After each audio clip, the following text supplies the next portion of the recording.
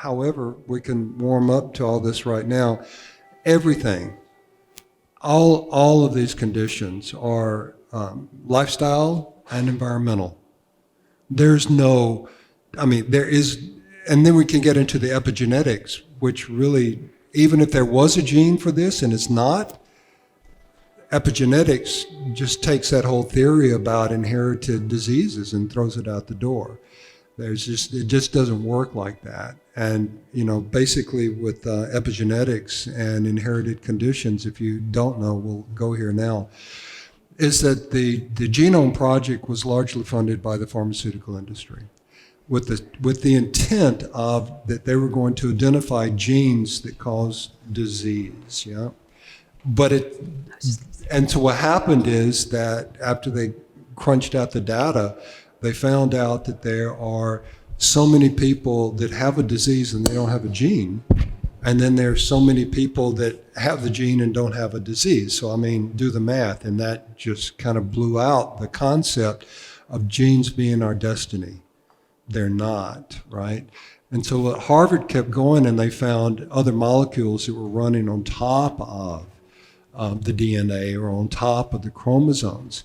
And the real way to understand that is that the chromosomes are wound together like an old slinky chain, like it's a coil spring, like that. And so the epigenes, which means on top of, are the only ones that read what genes are being displayed at any given time. And the epigene's purpose is to mediate the environment. And the environment is both external and internal. That's the key here, right? It's internal and external. And it's absolutely, as far as creative design and the intelligence of this phenomena that we call life in our body, the epigene's purpose is to allow us to adapt as human beings. Because what it does, so inside the coil are hundreds of thousands of other genes. But the only thing that is being read are the genes that display on the top.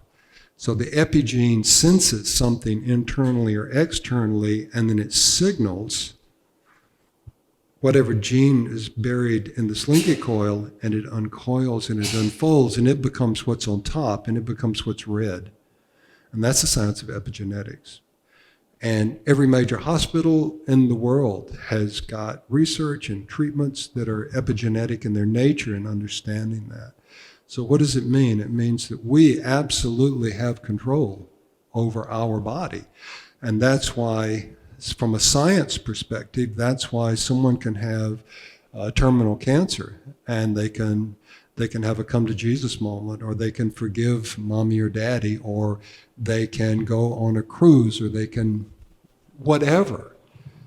What happens is that signals, that epigene, and the cancer oncogene gets buried here, and that switches off the cancer mechanism. And that's how it works from a scientific perspective, right? And that is really very much a great segue into what today is about, because all of these, what has happened now with neurodegenerative conditions is that literally it's the new cancer. And by that, meaning that all of a sudden, boom, boom, boom, we're going through life, and then this thing happens, and our spouse or our parents, boom, and it's diagnosed. And at that time, once the diagnosis happens, and it's an allopathic or pharmaceutical kind of window that we enter into these diagnoses with, then it's immediate. The person has dementia, the person has Alzheimer's, the person has Parkinson's or MS, or all these conditions. And we're not slamming allopathic and pharmaceutical medicine because it has a real important need. But what we are saying is that by their definition, these are untreatable conditions. And so then the question Teresa and I ask ourselves, or anyone else, then if they're untreatable conditions, well, why would we go to them looking that they're going to be treated and they're going to help me with my condition, right? But where I'm going with it is that if we don't have backup in place, if we haven't already had this conversation and do all of the work associated with it, then there's no resources, right? Then we have to fall into this thing of taking action, and it's the same thing with the cancer diagnosis. Something happens, boom, and then all of a sudden we go down the thing, and the guy says, okay, look, this is it. We got to get you in right away, and it's just like, and we just go right down that particular path. And that's fine if that's what our choice is, but do the math and statistics, and those statistics just don't, in my opinion, they just don't warrant that level of participation. So epigenetics, and then relative to your questions about Parkinson's, when you think about Parkinson's, it's pesticides and it's chemicals straight up. It's environmentals. When you think about MS or some of these others, and you can get into more like some of the pathogens in Epstein-Barr or aluminums and so forth, and mercuries and that type of thing. So all these things are known. This is not a secret that we're going to share with you in our world and in our field. And that's really why we're here with you today, is to empower you to take action before it's needed. Because one of the things that happens is that the statistics are just enormous as to how this is an epidemic condition we're speaking about, right? And so what happens is the spouses have a similar lifestyle, same stressors, same diet, same sleeping, all that stuff. But one of them goes down before the other. And the additional, what it is, the stressors, the financial, the physical stressors, the emotional stressors that are placed upon the caregiver. And second to that is then what happens with the person then withdraws from their community, because it's like a 24/7 taking care of someone, right? And they withdraw from their community. And then the next thing is that the research indicates that their lifestyle, caregiver's diet, dramatically changes. And so then all of a sudden they do the thing, they care for their beloved, and boom, and then the beloved's gone, and then what happens is all those additional stressors on the caregiver, and then boom, now they're the ones that need care.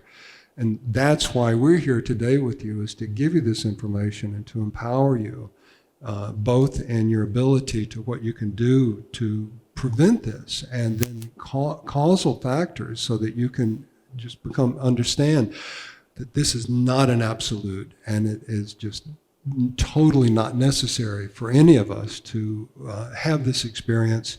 And from a clinical side, like Teresa and I made a decision that we did another seminar out here recently, and we didn't talk about our practice because it wasn't things that we were really doing. But this is things that we see in our practice every day, that we're here talking with you about. So we're actually going to give some clinical kind of, experiences with it as we go through. So now, ding, ding, ding, we are beginning, right? That was good, right? Thank you. That was a good question. I appreciate that. First of all, I want to acknowledge that you're here, and thank you for coming. We understand that it's holiday season and that it's raining outside, and it's a Saturday morning, and it's really yummy to stay in bed. So thank you that you've come. And also we want to thank Lagrasse, French, okay, and that this facility that we're able to be in, this venue, is just absolutely fantastic. And there's so much that happens here that Teresa and I are just really very, very fortunate to be sitting in this circle with you. And I want to extend, as well as Teresa, a personal invitation is to find out other things that happen here and then grow with this amazing facility. This is a 300-acre facility that this gorgeous building, in a short period of time, we won't be meeting in here. There's going to be amazing plans for a development, and it will have a huge regional impact, right? So that's, just keep your eyes on this and know that it's here for you. And I want to thank all the staff and that allow this to happen. I am getting the signal back here from Mrs. Vladimir, who, by the way, let me just go there real quick. He was signaling me to inform you that there's water and there's coffee or tea. Tea, and restrooms are up there, and please at any time just make yourself available to that. And I'm up here speaking because Rade had a family emergency and she had to leave. And she is a really, those of you that registered and so forth, it's because of her that we're here. So that's that. And one day you'll have an opportunity to meet Rade. But there is something else to share with you relative to Vladimir. And so Vladimir he teaches Sanskrit around the world, and which is it's like one of the original languages on the planet Earth, right?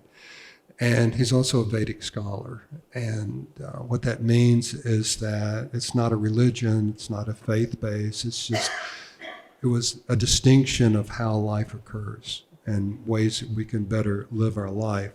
So Vladimir on Sundays reads the 6,000-year-old oldest text on the planet. He reads that in the oldest language on the planet, Sanskrit, and then translates for us, hey, good morning, and empowers us. It's really a powerful experience. But in addition to that, he's been practicing certain forms of breathing exercise for 30 years. And very, very powerful of how we can generate a life force within our body and then direct that life force into different tissues that we need particular attention and healing to. And then Teresa and I we have a skill set and a connected breathing. And that connected breathing, what that will do is that will bring forth memories. And the memories, when I say it brings forth the memories, it's not like 14 of us in a few days are going to lay on the floor here and do this breathing. And the breathing that happens, and when the memories come forth, it's truly not like you're on the floor being aware that you're remembering a memory. It's like you're totally remembering the memory, not even aware that you're laying on the floor breathing. And so our job is to have you to just come back and breathe. So it's no trauma, no drama, but it's how breath can heal our body and our soul and our memories of relieving these traumas from our body. And that's happening when? There's flyers back there, December 14th. December the 14th. And it's an inconvenient time, but that's the only time. And then so Vladimir, Teresa, and I are going to facilitate that experience here for you. And it's not intellectual. This is not an intellectual thing that we're talking about. It's a physical experience, an emotional, mental experience. Okay, so you're all welcome to that, and you're going to lay on yoga mats and cover yourself and have the breathing exercise. And we can only get 14 in the rooms, so if you want to do that, please let somebody know today that you're interested in that one. All this information that we give you from a clinical side, what's really interesting is that all this information we're giving you has the ability to completely transform and empower your life. That's absolutely.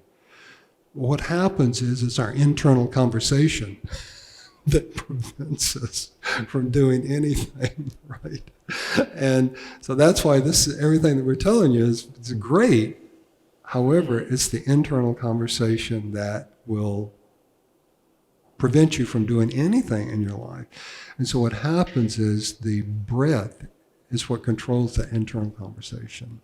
And it all gets back to the umbilical cord being cut when we're born, before we can breathe, and there's a trauma that gets held in our breath. And the way the mechanism is in our body, it's to release memories and trauma and pain and fear and cold and heat with our breath.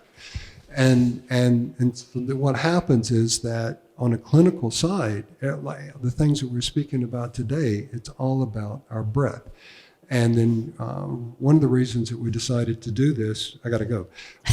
One of the reasons that we decided to do this is because in our clinic, our patients just don't breathe.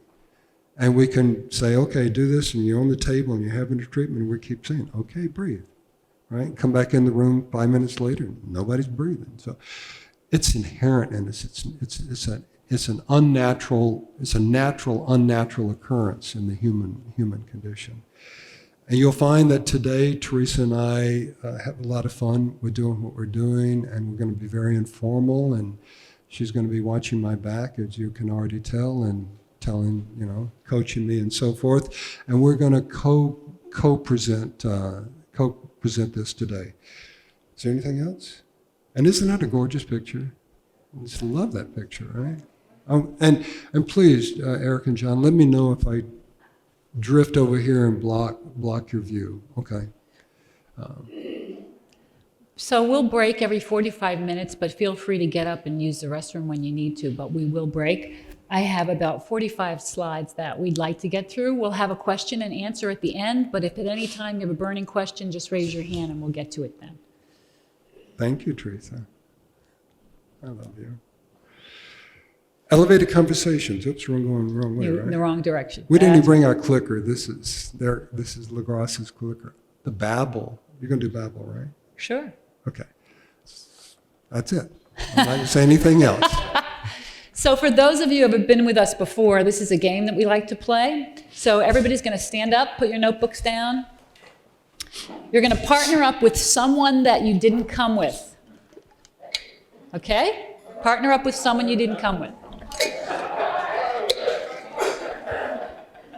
Okay, I'm just going to go over some of the rules.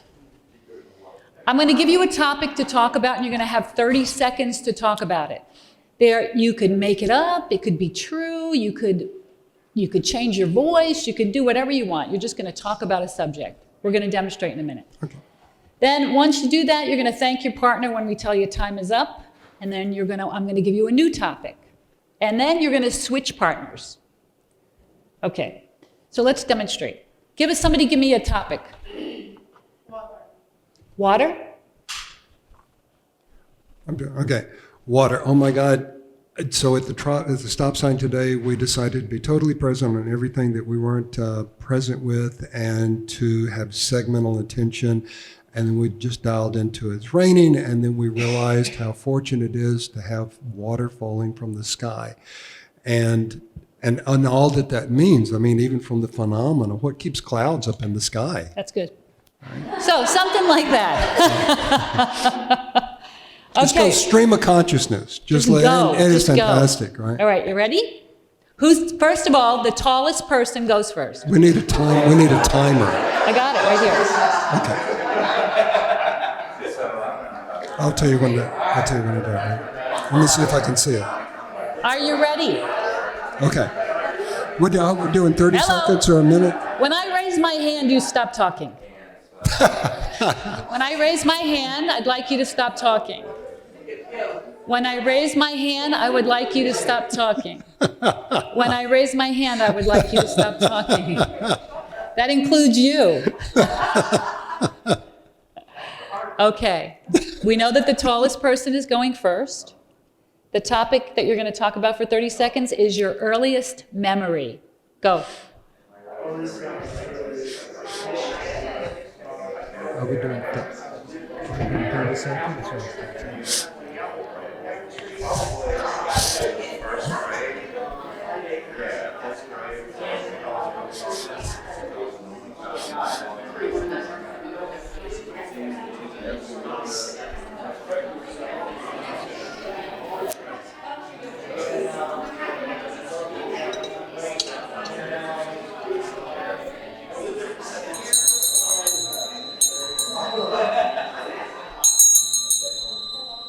Next topic. This will be to stop talking. Thank your partner.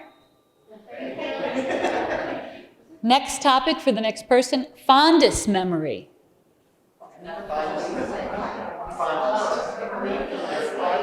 Fondest. A memory that means, yeah, you, now it's your, if she went first, then it's your turn. Okay?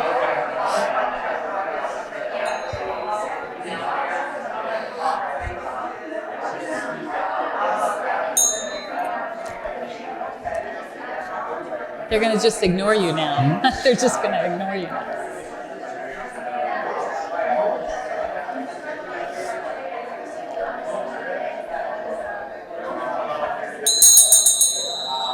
Thank Thank your partner, and now find a new person that you do not know.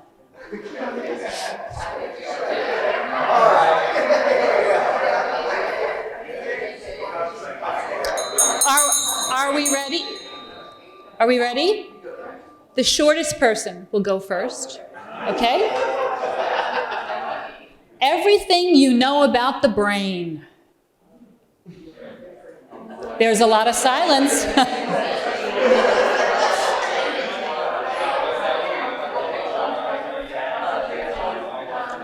The next one would be everything that you don't know about the brain. That's a good one. Right?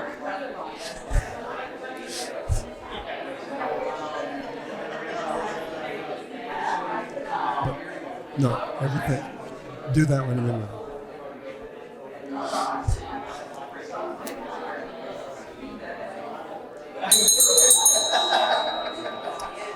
Thank your partner.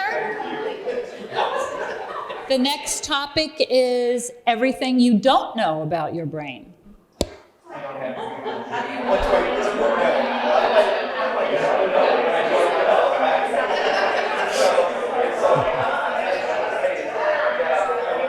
It's that guy talking right there in the cap. He come with his wife and they sit over here.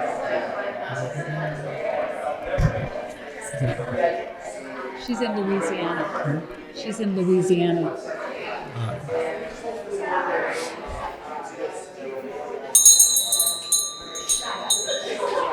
Okay, thank you, partner. And now find a new partner that you don't know.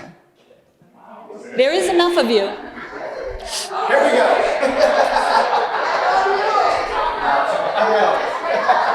Okay. Yes, Okay. They need to switch because they know each other. So someone switch with them. Okay, the oldest person, if you're all comfortable revealing your age, the oldest person goes first. The topic is your greatest life lesson. Your greatest life lesson.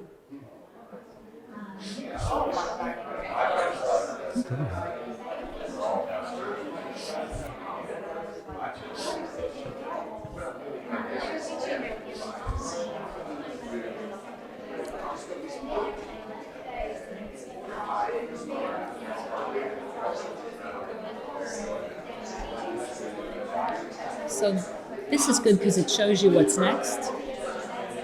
Oh.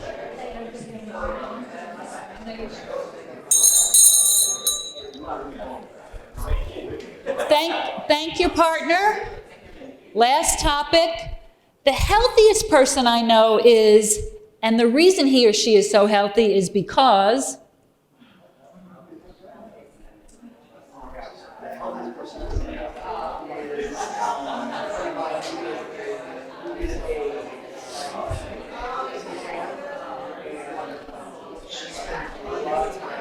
I'll just do a quick wrap up.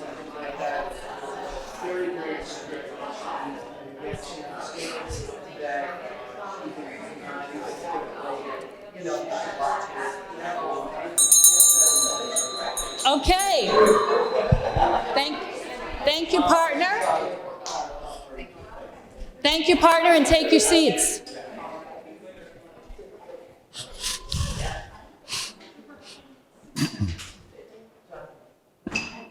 You might not know this, but the research shows that when you come into a room full of people that you don't know, after you meet the third person, you feel more connected. So who feels more connected now?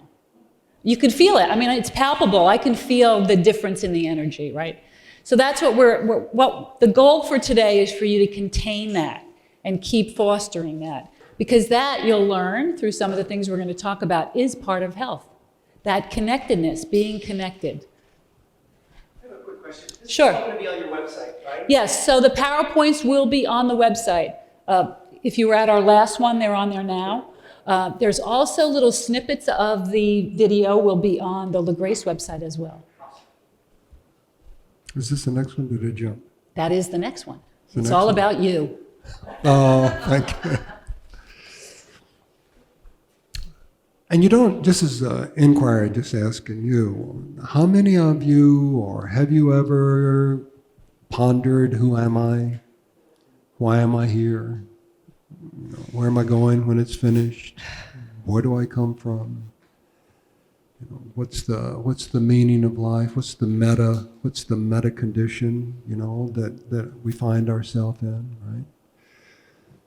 So what is common in that inquiry? Anyone can just call it out? You're common in it. Yeah. You're absolutely, that's it. I'm common in it, right? So these questions that we've looked for answers with, right? Whether it's a sage or an avatar or a deity or a teacher or philosophy, right? That's someone else's experience and interpretation of this great inquiry. And this inquiry is cross-culturally throughout to the earliest records of humanity. Everybody's asking the same question. This is not just something that's happened in our lifetime. It is the driving force of humanity. It's the driving force of civilization. It's this one inquiry. So I'm what's common to it, but what else is common to it? What is the thing that is absolutely common to this question of life? It's our brain. Our brain is what's common, right? Our brain is what's common. And however we answer that question, what it really looks like, the observation from myself and many others is that it is in this physical form that we can answer those questions, that we can have this experience of what it is. And being in the physical form is all about our brain. So our brain determines how we perceive reality, how we experience ourselves and others, how healthy we are or we are not. And so when we're talking about the brain today, this is the bigger context that it's in. This just isn't about preventing dementia, right? This is how we can optimize our brain, right? To give us better access to these fundamental questions that I believe are essential that we ask ourselves. All right, Teresa, it's not working. Here, would you see if you can? We're having some technical difficulty. Okay. There's these amazing gardens. All right. So while Teresa's figuring that out, these are the amazing gardens down, and where is it? It's near Myrtle Beach somewhere. And Bouchard Gardens. Who's been there? I mean, phenomenal. Just phenomenal. Here you go. Really. Speaking of phenomenal. Aha. It's a great, everyone's familiar with this picture, yeah? So what do you see when you see that picture? Right? What do you see when you see that picture, right? Okay. So obviously there's Daddy, and however we hold that in context, and there's something that's happening with humanity or ourself on that end of it, and there's a lot here. Have you got the clicker? Thanks. Who said that? Aha. Well, and that's exactly what it is. All right? So Michelangelo, people have known throughout history, these are some of the deeper secrets being revolved that have long been known. So look here, that's the brainstem, right?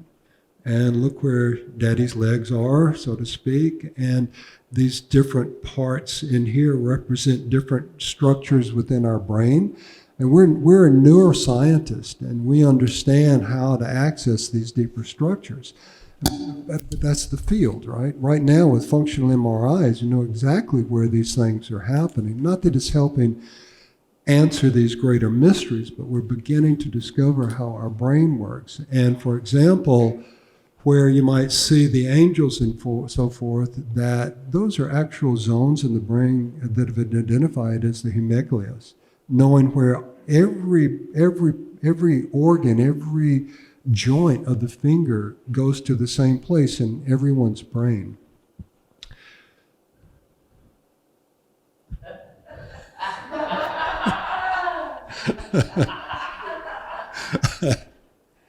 All right, so that's the idea. And then this one is really, really very interesting in this picture, because what happens back here is reptilian brain. And get the throughout history, right? Reptilian brain.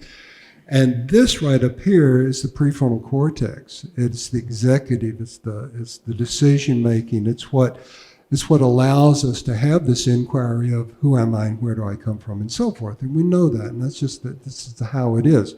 But then look at the structure of where daddy's reaching through, right? Higher consciousness is coming from here, and reptilian brain is here, and then you can make all kind of associations, go to the Genesis story.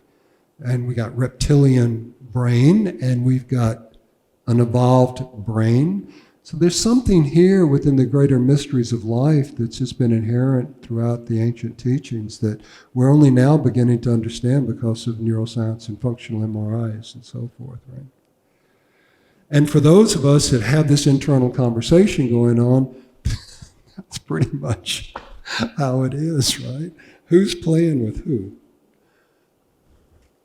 So elevated conversations is a series of talks that Teresa and I present that are really about the discovery of self and to empower you with self-care, right? That you can begin to take care of yourself. We learn from each other. We sit in a circle. We have a dialogue, and I assure you, we learn more by doing these things and learn from you than we possibly could through any other way except within our clinic. There's some concepts that I think that are fundamental to the conversation, and that's whether we're going with astrophysics or we're going with some of the different scriptures around the world. They're all saying the same thing, and that is God is one. Or you can go, if in astrophysics, and we talk about a 10 million life cycles of a supernova where helium expands to hydrogen and it creates all the elements, and then it implodes and it just spreads out all those elements in the universe, and then gravity, and it coalesces a planet, and then the iron in your blood and the iron in the core of the earth did not come from here. Nothing comes from here.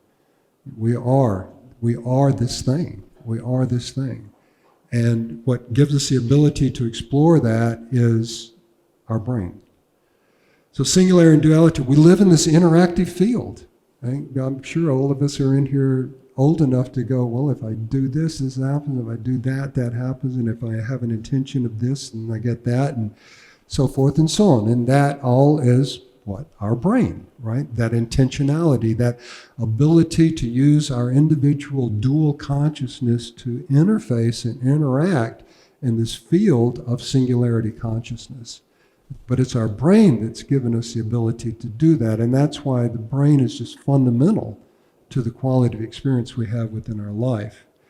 Brain, mind, and consciousness, right? What's a really good definition of this understanding is that the mind is the absence of thought, right? When you hear the word mind, what the teachings are, the lessons are, is that mind is the absence of thought. And Vikas and Shamini, who do mindful meditation down here, really have that understanding very well. And I encourage you all to find out who they are. They're just remarkable people. At the same time that on Sundays down here on once a month, Vladimir, he's reading these 6,000-year-old teachings that talk about this very phenomenon. Mind, body, spirit. Well, mind, body, spirit, when you hear that words, the Chinese medicine, they own that bumper sticker. And Teresa and I are classically trained in the field of Chinese medicine, and now we practice neuroscience, acupuncture. But in fundamental teachings is that mind, body, and spirit. Well, it's easy to think that we have a mind, we have a body, and we have a spirit, right? The truth of it is we don't. It's not these individual things. There is only one thing and one phenomena, and we have different pathways of experiencing that one phenomena. I got the mind, I got the body, and I have my feelings, right? So mind, body, spirit. But it's one phenomena, three different pathways. Body electric. It gets into what we're about today. Our body is an electrical body.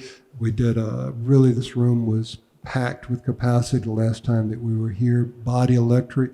And for a few more days until we post this new PowerPoints on our website, you'll be able to see the body electric. But we're just going to, so if you missed that and you want to find out more about how our body creates electricity, but it happens within every cell of everything that's alive.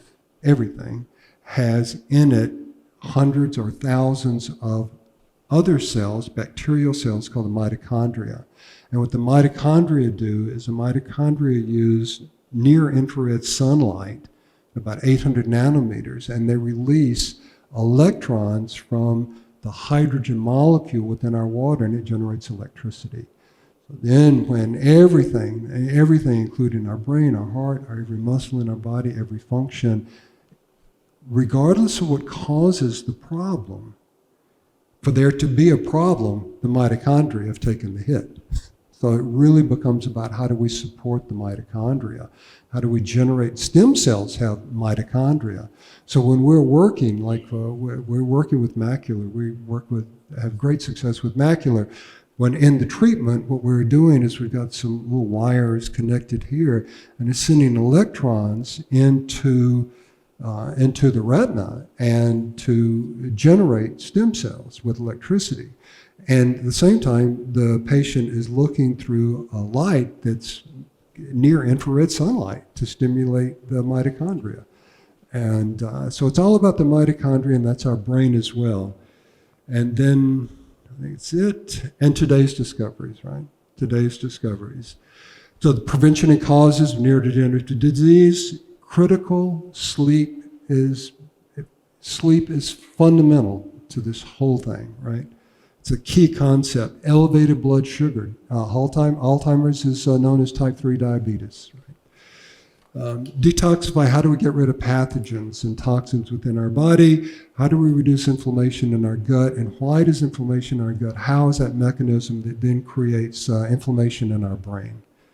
How to optimize your brain and body. And so let's read this together, all together, please. Health is not simply the absence of illness. Real health is to will to overcome every form of adversity and to use even the worst circumstances as a springboard for new growth and development. Simply put, the essence of health is a constant renewal and rejuvenation of life. Daisaka Okada. Teresa. I love this slide because it really lets you know that your body can regenerate. Well, first of all, who believes in this room that your body can heal itself from any condition? Raise your hand. All right, we're all together. Yay. It's really important to get that that's what's happening every day.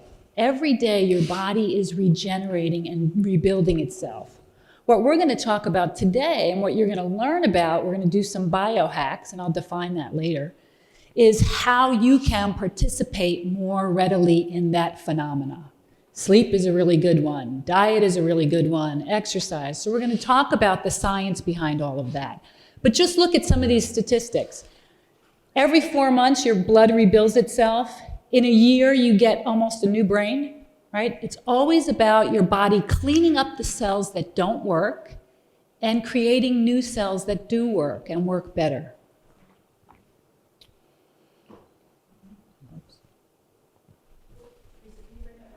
Yep, sure.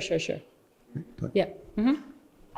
So for those of you that were with us the other time, you know this is a husband and wife and partner thing. You're picking up. My breathing? Yeah. Will these slides be on the website now? Yes. Okay. After the seminar, they'll be on our website, and we'll send you an email letting you know that. Okay, good to go? Good to go. So now we're going to talk about your wonderful brain. Who has a brain?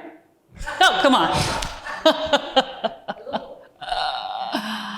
It is the most complex organ in the universe. So when we talk, clap your hands. A little slow there on the uptake. But that was 1 billion brain cells firing. So 100 billion brain cells, well, is that really a lot? But if you think that those 100 billion brain cells are firing trillions of times, like get that, billions, and then we're talking trillions. Most complex thing. 268 miles per second. That's how fast the synapse happens in your brain. 80,000 thoughts a day. My husband thinks that I probably have more, but 80,000 thoughts a day. That's a lot of activity. This is clever. When you're awake, your brain generates enough energy to power a light bulb. Well, I know. It's just phenomena. It's welcome. In 1998, the new discovery was made that our brain cells actually we can produce new brain cells. So initially, the idea, the understanding of the brain has changed dramatically in the last 25 years. Our functional MRIs, our ability to really understand what's going on in here. But in 1998, it was first discovered that we can actually generate new brain cells. Before then, it was thought that you had a fixed amount. Kind of like when women are born, they're born with a certain number of eggs and they never develop any more eggs. You just lose your eggs. So same kind of concept here. Now we know that we can actually generate new cells in our brain. So some of what we're going to talk about today is how do you do that? What can you do on a daily basis to make sure that that is occurring? The second understanding, which I did some research and I was surprised that this concept of neuroplasticity, that our brain can actually change not only in geography, meaning that the hippocampus, which is where memory is stored, can actually grow, not just shrink, but it can actually grow. We can do things to help it grow. But also that we can make new connections. So if a part of our brain is not working properly, let's say the visual cortex, we can actually help that part of our brain make a new connection. That's how people, what was the story about the blind woman and the tongue? Was it the tongue? You know what I'm talking about? I can get it, but I Okay. would. All right. I You know would what I'm talking stumble about. around All with right, it. all Yeah. right. Well, it'll come to us. Our But brain will. basically, the researchers had a woman that was blind, and they were trying to stimulate the part of the brain that allowed her to regain sight, but she also had balance issues. Or was it balance issues and then she got her sight back? But nonetheless, it was where the tongue made its connection to the brainstem. So in signaling the work, then the patient got their sight and their balance back. But the balance wasn't related. It was like the pathologies came at separate times. It wasn't like she was blind, so therefore she lost her balance. It was that in stimulating a similar part of the brain, as the brain started to grow back, then other functions came in. And in our clinic, when we work with stroke patients, or we work with vets that have had brain injuries and so forth, and PTSD, well, that's what happens. Like a stroke patient, for example, am I going? You're good. So if someone has a stroke and their right side is affected, then what happens, you do work on the cortical area that is responsible for movement, the motor zones in the head, and all this is mapped out in neuroscience. And so you put some electrical stimulation here, and then electrical stimulation in the leg, and then the patient's job, while these both are firing, is they are doing everything they can to move their leg. And it's phenomenal, and it's success. And then and that's how an example of what's called neuroplasticity, of how the brain, or another example is, it's really not wise for you to give me the floor. Another really good one, real quick, is that We have a question. Okay. Sure.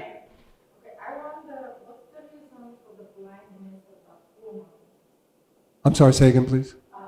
The example you gave, what was the reason? How did she get blind? Was she born blind? Was she accident blind? I have somebody very close to me who lost his vision in an accident, and I just wonder if any chance that this can be ever stopped. Well, I think, yeah, all of this. Now, I don't know in this particular case how the patient was blind. We just picked up on that it was some research that was being done with, we're members of 2 international research groups. And so a lot of things that you might not hear about, we are members of that because we really want to hear about these things as they're happening and being developed. So I don't know that story, but I can say that if the patient lost her sight due to an accident, that's a brain function. I mean, really, that's not an eyeball function, right? Right? Yeah.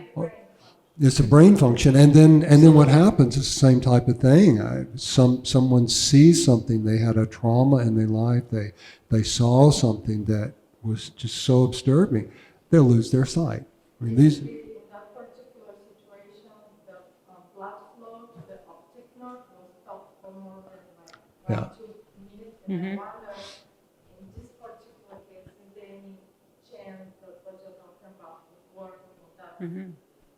Well, there's a saying in neuroscience, and that's basically the blood is the electrical current of the neurological circuits, the electrical circuitry, is going to determine where the blood flows or doesn't flow.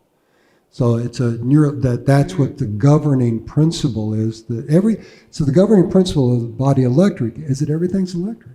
That electricity controls everything. The electricity is going to determine what hormones and enzymes and where things flow or don't flow, or what works or doesn't work. So if you go back to the neurology and wherever she lives, if somebody there can help, there's a few people that do the neuroscience work that we do, and we know kind of who they are. So if she's in America, or if she's in actually Europe or New Zealand. Oh, have her just give us a call, and we'll talk through that. Great. So really dangerous, keep it on Teresa. Okay. We're going to take a break shortly. So fundamentally, the important thing to remember about the brain is that what you think about, where you spend your time, your focus, what you feel, what you experience, all of that causes physical changes to your brain. So everything, what you think, what you feel, what you experience, how you interpret things, all create changes in the brain. Even what you imagine. Okay, this is good. I want us to read this together. A commonly held misconception is that aging results in an inevitable loss of all cognitive abilities, and that nothing can be done to halt this decline. Research, however, does not support these claims. While certain areas of thinking do show a normal decline as we age, others remain stable. Moreover, interventions may actually slow some of the changes that occur. Today, our focus is how do you optimize your brain and body? That's what we're focusing on. Research team, Emory University. Before we take our break, these are the thoughts I want to leave you with. You are not stuck with your brain. Let's say you're just not happy about how your brain is working. You're forgetting some things. I'm sure Charles will share some of his own personal stories about that. We're here to empower you, to let you know that you can take a proactive approach. Simply by doing more than you're doing right now, you can make your brain better. The secret to living well and longer is eat half, walk double, laugh triple, and love without measure. Let's take a break. We'll ring the bell when we want to return.